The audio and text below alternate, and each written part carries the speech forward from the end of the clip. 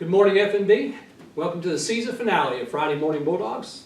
Despite the rain, there's a lot happening in the Bulldog country right now and into the weekend. The baseball team is hosting regional competition today. That goes on through Sunday, and they're still going to try to play, and maybe right now. So be sure to catch the action if you can. The track teams will travel to Jay on Saturday for regional competition. The archery team flies out to Louisville, Kentucky next week, and the girls soccer will host Catoosa this Monday night, I believe at 7 here in Wagner. And then our Special Olympic Unified partners and Olympians were recognized this week as state champions. So when we say there's a lot going on, we meant it. There is a lot. And we appreciate all the support that you continue to give our students all throughout the year. This is our 6th episode of Friday Morning Bulldog, and it is also our season finale as we end up the school year. We've always had seniors on, but this episode that is, we're gonna have a couple of sophomores on to give us a little bit of a forecast of what's to come, and we're gonna talk to those sophomores right now. And the first one is Juliana Hutchins. Come on, Juliana. She is the daughter of Johnny and Chelsea Hutchins. She is a sophomore. Well, in about another 10 days, she'll be a junior. She has probably just about every accolade imaginable in softball already. Matter of fact, she is first on our list today because you're going to Kansas? Yes, sir. Okay, so she's headed off to Kansas to play, and so we're looking forward to hearing about those experiences as well. So thanks for coming on, Juliana. So at what age did you start playing softball? I started playing softball when I was about 10, and then, well, I started playing baseball, and I played baseball up until I was 10. And when I was 10, they were like, hey, you should really give it a try, and so I gave it a try. At first, I was completely against it because I always played baseball. I was, no, baseball, baseball, baseball. And then as I started playing it, I just really, really, really started enjoying it more. And then eventually, when I was about 12, I just started focusing on softball. Okay. So, I know I didn't ask you this beforehand, but you play shortstop, and basically you play pretty much every position, right? Yeah. Have you pitched before? I can't pitch. Okay, No, all right, so you can't pitch. Can't pitch. I can't do that one. So out of all of the positions that you play, what's your favorite? Probably catcher. I just like it's almost like you see everything as you're a catcher, and you kind of get to look at the game from a different point of view. Like when you're the catcher and there's balls hit, you got to know what's going where and like what to call out and stuff like that. So I just like being able to have that to like engage in the game more. Okay, all right. So Goose, yeah. Tell us about that nickname. How long you had it? Who gave it to you? All those things. I really kind of had it all my life, but it just kind of been with my family. But whenever I first started playing softball, there was another girl on the team named Juliana. Okay. And it was kind of difficult at first because they were both going by Juliana, but then my dad was like, call her Goose, and it's stuck. Pretty good. Okay. So what age was that? Probably about 11. Okay. All right. So no family ties or anything to that? No, just nothing cool. Just kind of my dad said call her Goose, and it stuck. Okay. All right. So many of you may know when I first introduced her as Juliana, you're like, who's Juliana? Because some of you probably know her better as Goose. So there's your story of where Goose came from. You have received a ton of attention from colleges, other teams. How do you stay focused when all the attention is focused on you? I just try to not focus on it. So like, if there's always like, when I play in the summer, I'll see like colleges and stuff there. I try to focus. I always play by the audience of one. So I figure like I find an empty seat, and I think about playing for someone I love there. So if it's like someone I know is having a hard time, I'm playing for them. Someone I know my team's having a hard time, I'm playing for them.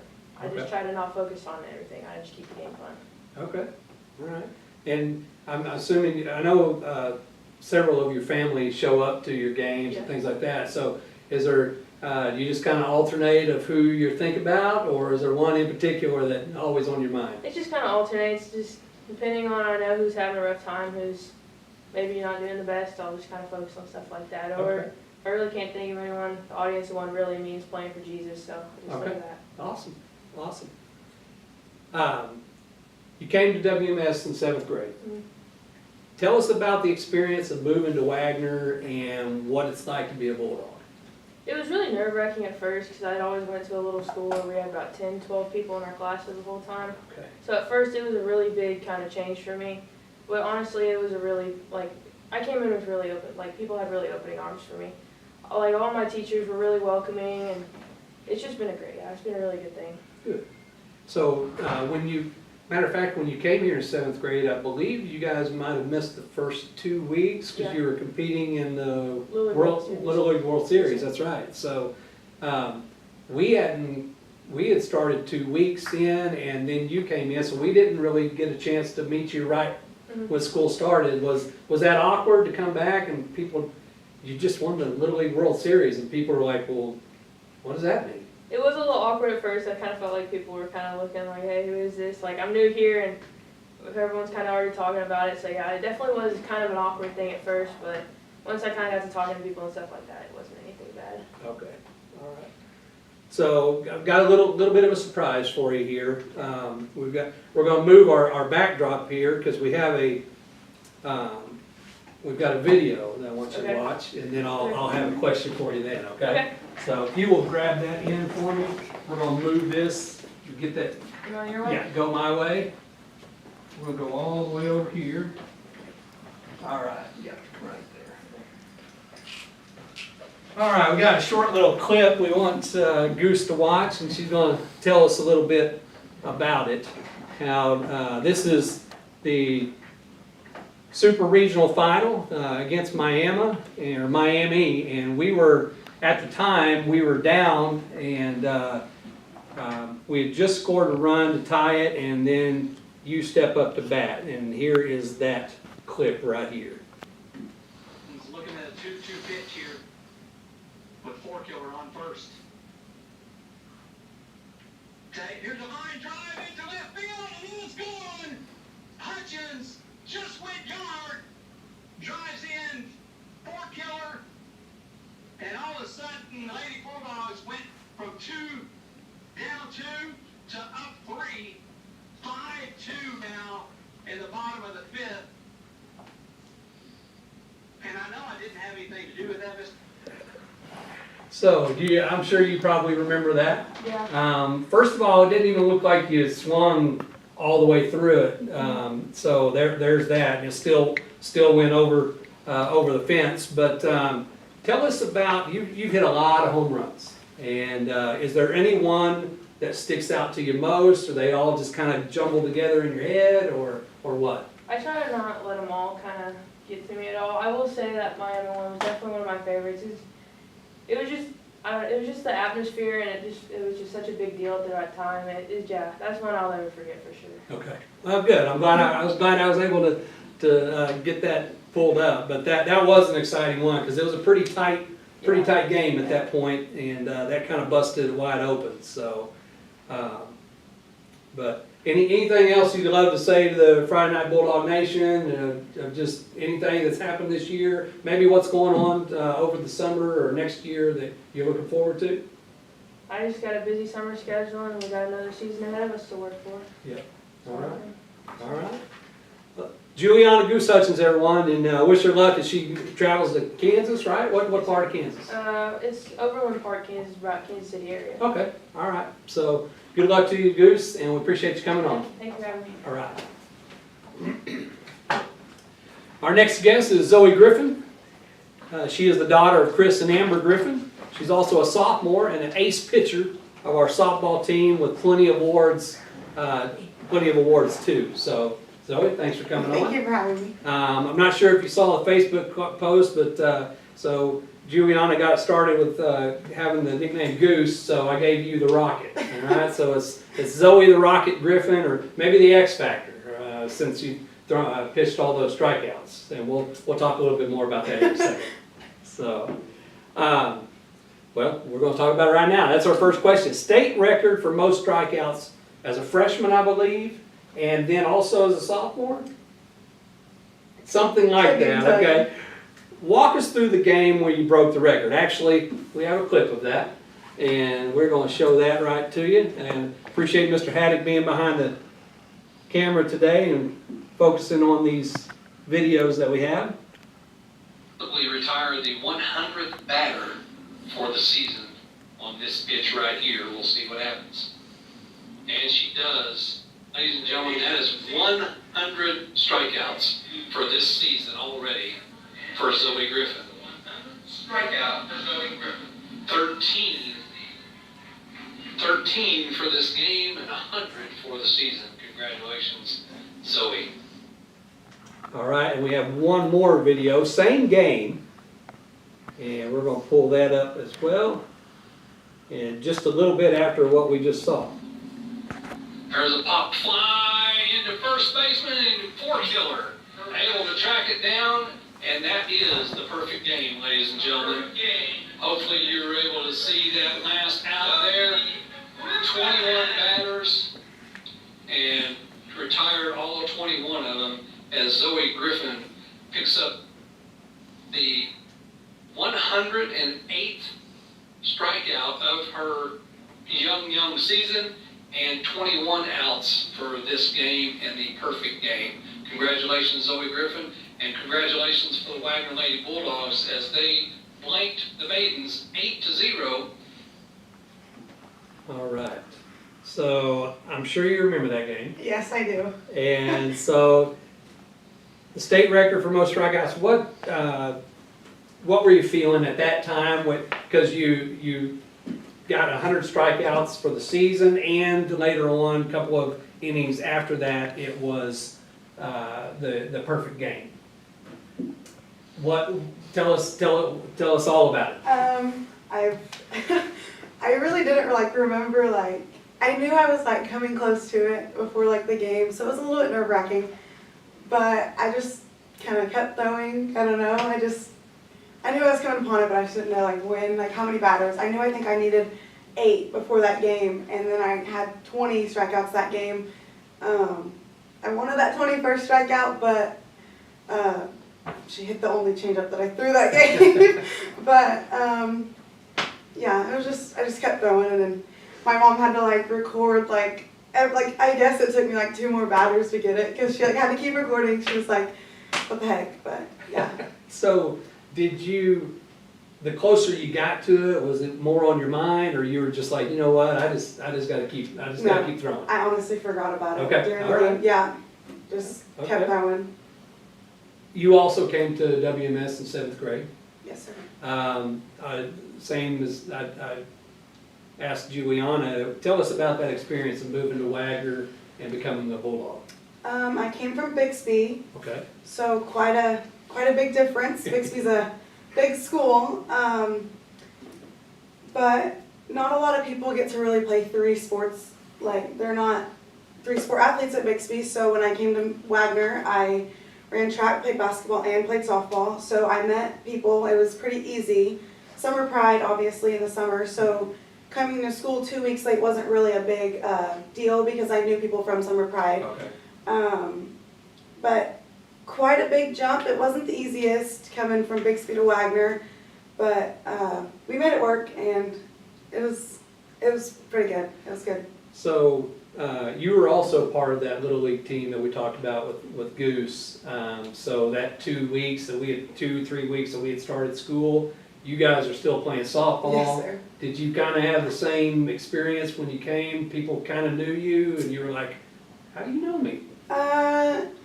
Not really, because I Okay. did come to Summer Pride, but Oh, right. yeah, but I just remember the first day coming here when I walked into second hour after first hour athletics. You went over the intercom and said our names, and the Okay. whole class turned back and looked at us. That was quite Sorry about awkward. that. But no, it was fun. It was fine. Boy, some of the things that you guys remember about I being know. here. So you and Juliana have been friends and have played a lot of softball together. Both of you are receiving a ton of attention and all your success. Tell us about your friendship, and do you keep competition out of it, or do you guys kind of have friendly competition going back and forth? Well, Goose is one of the higher ranked 2027 class for all around player, and I'm one of the pitchers. So we're definitely not competing for the same spot in any way, but we do push each other Okay. pretty hard. All right. I'd say it's like I'd say we're blessed to be able to push each other and have like somebody that plays at like the same like a high level like you do. Mhm. So we don't really talk about softball unless we're hitting or pitching. Usually we go golf or go play pickleball. Okay. So we kind of keep softball out of it, but we do push each other when we need to. All right. So Tell us about what your schedule with softball's like throughout the year, what it's going to look like during the summer. I mean, like I say, you guys play a lot of softball. You're probably going to travel quite a bit, maybe even out of state. right. Just kind of give us a brief overview of what's in store for Zoe. Usually I take about 4 weeks off in December and like don't touch a ball or anything. But this year I was able to take 1 full week off due to invite camps traveling. They started the first week of January and they just finished last week. So we kind of hit the ground running this year. But my travel team starts practicing in January in Oklahoma City every Sunday. And then the tournaments go from about April to November, I think. No, April to, I don't know, So, something. And then we hit the ground running with school ball and then back to travel ball. So we not a lot of free time. right. The end of the July is when it kind of ends, I guess. Okay. But then it's school ball time. So we just it's kind of all year round. But I wouldn't trade it for the world, so. All right. Pretty busy, but So, got a surprise question for you. Your brother Dax is a senior this year, actually probably playing baseball right now. I was unaware that he could pitch. So, give us some areas. Obviously, you being the pitcher, he's pitching. Tell us about your strengths in pitching, and then his strengths in pitching. You got some similar strengths, or are you like, he's probably better at that than I am, and I'm definitely better than he is? he takes forever in between pitches. Okay. That's where we're different. Okay. I don't really know. Well, let me put it this way. Can you strike him out? Probably. Can he strike you He out? knows I can. Probably. Okay. Probably, honestly. Okay. So, But and on that note, has since he's on the baseball team, have they challenged you? Hey, come pitch, and we're going. oh yeah, I'm sure. all of them. Okay. And Dax knows better. He doesn't even get in the box anymore. Okay. So All right. Well, we may have to have a sneak video of that sometime. So. okay. But anything that you'd like to say, the FNB Nation, just anything in general about the last 2 years in high school ball and all the support, whatever you'd like to say. Thank you for supporting us. All right. Thank you. Thank you, Zoe. Appreciate you coming on. Thank you for having me. Zoe Griffin, everyone.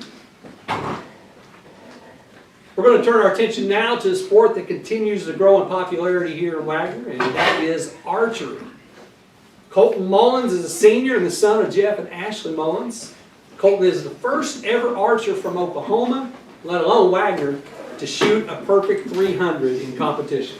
Colton, appreciate you coming on. And speaking of being a part of history, really, let's first start out with just the archery program here in Wagner.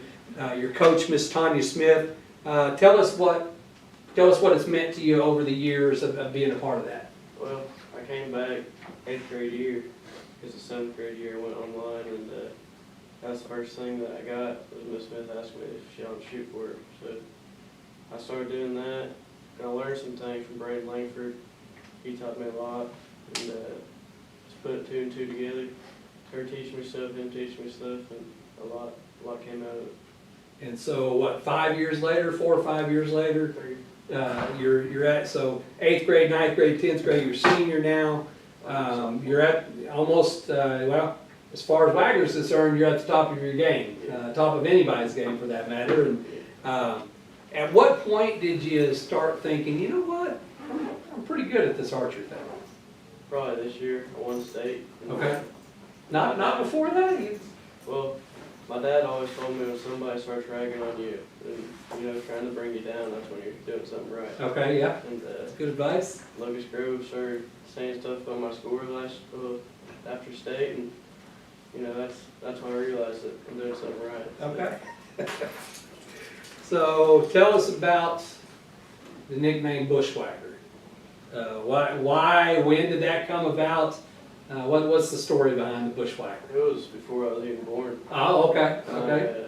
My brother Jackson, he always called me Bucking Bull when my mom was pregnant with me. Okay. When I came out, I always loved the rivalry of Bushwhacker and Asteroid, and I like Bushwhacker a little bit more. And I talked about it all the time, and I think it was Coach Sammy Gordon asked what I wanted to be called. I said Bushwhacker, and it's just came up since then. All right. So Bushwhacker it is. So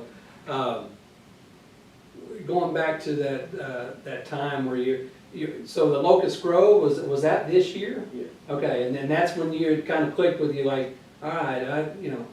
people start talking, then I know that I'm getting pretty good at this stuff. Yeah. Okay, all right. So what are your plans for the future? You think you'll continue to compete in archery? Oh yeah.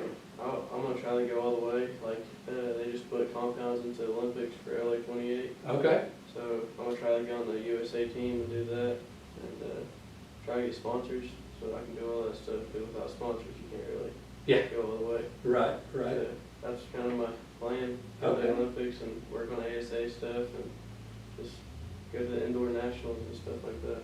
All right. Well, you heard it here, folks. Colton Mullins, Bushwhacker Mullins, looking for some early sponsors. If you want to get in on that, you can contact obviously his mom and dad.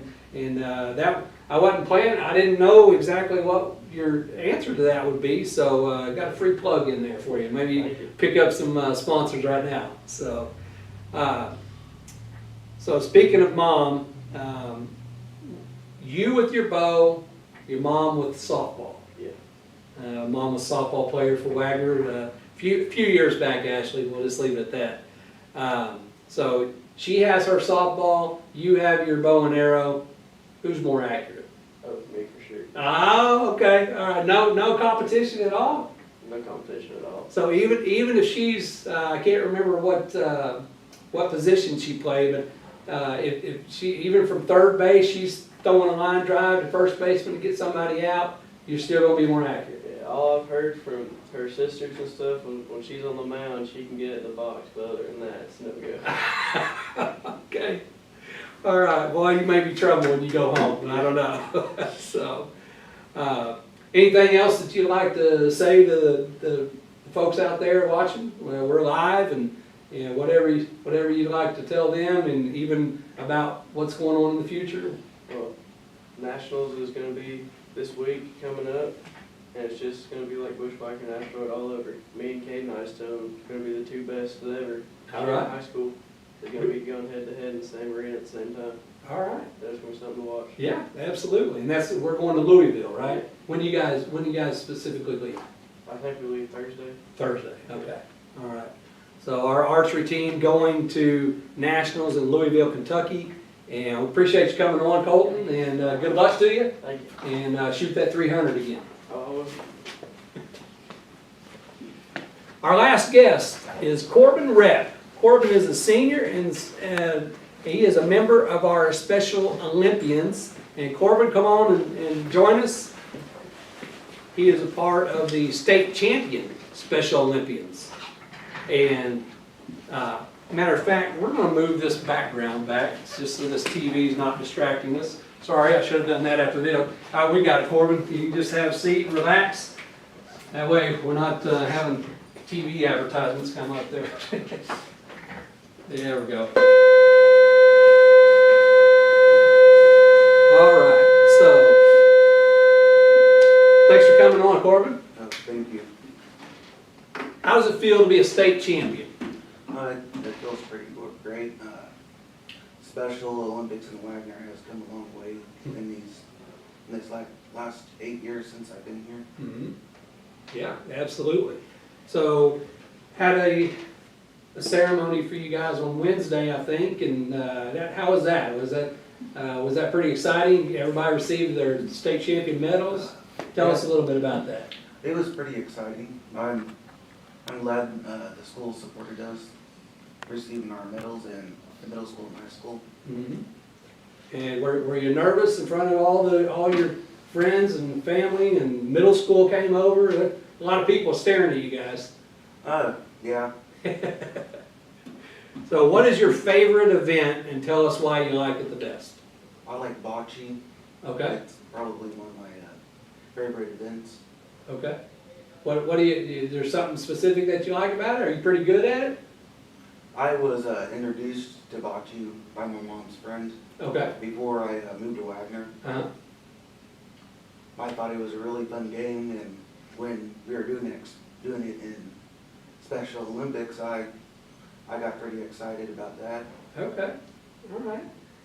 What's your least favorite event? Probably volleyball. Volleyball, okay. What, any particular reason why? I don't like the coordination of it. Okay, okay. Hard to get that ball back over the net? Is that part of it? Yeah. Okay, all right. So who was your unified partner? And tell us how they helped you this year. Did you have somebody specifically? I actually forgot about my unified partner. Okay. Do you remember what their name was? How about Coach Schaefer? He helped you out? Has he helped you with your Yeah. bocce skills? Yeah. Yeah. We practice before we go to each event, and Okay. that helps a lot. Yeah. Yeah. So if bocce is your favorite event, and can Coach Schaefer, can he get even close to beating you? Probably not. Oh, okay. Coach Schaefer actually joined us. Bobby Schaefer just joined us to get in here on Corbin's interview. So he just told you straight up, Coach. He ain't lying. Okay. He's an ace on the bocce court. Okay. All right. So Corbin definitely showing his skills with bocce ball during the Special Olympics and with the unified partner. So now, Coach Schaefer sent me a picture of you lifting some weights.